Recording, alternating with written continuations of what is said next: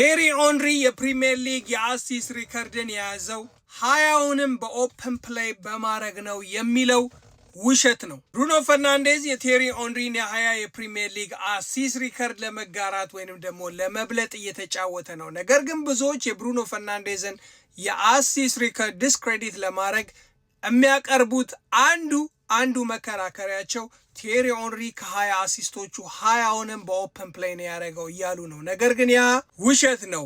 ለዚህም ተጠያቂው አይ ቲንክ ስካይ ስፖርት እና ጂሚ ካራገር ናቸው።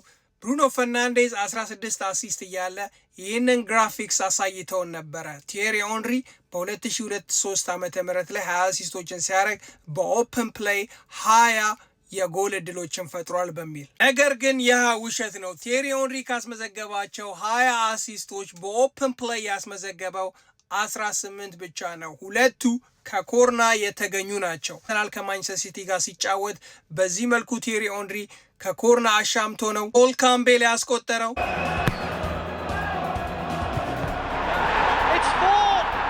እንዲሁም ደግሞ ከኤቨርተን ጋር ሲጫወቱ በዚህ መልኩ ከኮርና ላይ አሻምቶ ነው ሲጋን ያስቆጠረው።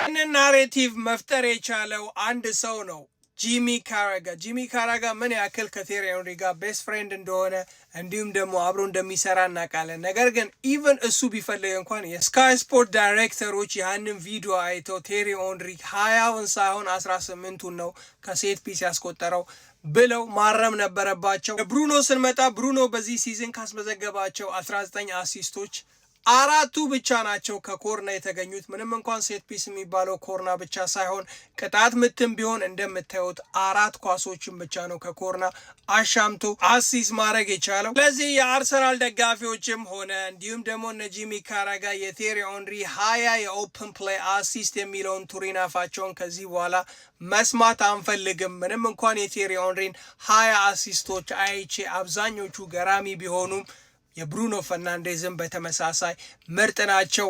21ዱ በቅርቡ ያሳካዋል። ካሞን ብሩኖ